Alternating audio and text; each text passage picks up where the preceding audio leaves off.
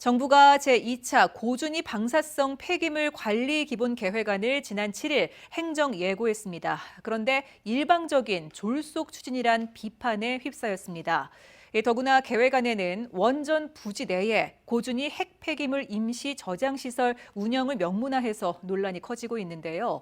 임시 저장 시설이 결국에는 핵 폐기물 영구 처분장이 될 거라며 원전 인근 자치단체들도 반발하고 있습니다.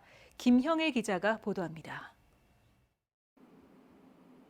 정부가 지난 7일 행정 예고한 제2차 고준위 방사성 폐기물 관리 기본 계획안입니다. 정부는 부지 선정 절차를 착수한 이후 37년 내에 고준위 핵 폐기물 영구 처분 시설을 완공하겠다며 로드맵을 제시했습니다.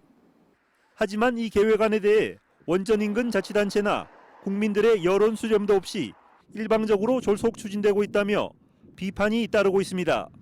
가장 영향을 받은 저희 원전 주변 지역 주민들에게 설명을 한 적이 한 번도 없다는 겁니다. 그리고 원전 소재 지역 주민들의 의견을 무시하고 졸속적으로 만들어 추진하는 고준위 방패물 기본 계획안은 즉각 철회되어야 한다는. 더구나 계획안에는 심각한 독소 조항이 포함되어 있습니다. 사업자인 한수원이 원전 부지 안에 사용 후 해결료 임시 저장 시설을 설치해 운영할 수 있도록 새로운 규정을 만들었습니다. 원전 인근 지자체와 탈핵 단체들은 원전 부지 내 임시 저장고가 사실상의 영구 핵 폐기장이 될 수 있다며 강하게 반발하고 있습니다. 저희가 경주에 가까이 있다 보니까 정부에서 그리는 그림대로 부지 내 이제 저장 시설이 이제 설치 운영이 되게 된다 그러면은 포항 같은 경우에도 피해를 볼 수 있다고 생각합니다. 국내 6개 원전 본부의 사용 후 해결료 발생량은 50만 4천 다발, 이 가운데 96%인 48만 다발이 월성원전에 있습니다.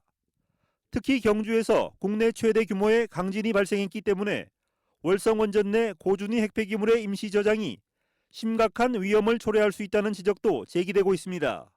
포항, 경주, 울산 이쪽이 이제 대표적인 활성 단층대가 많은 지역인데 굳이 조사도 제대로 하지 않고 주민 수용성이나 이런 것도 확인하지 않고 어떤 법을 통해서 일방적으로 지으려고 하는 거는 이 핵발전소 지역 주민에게 무한 희생을 강요하는 거다.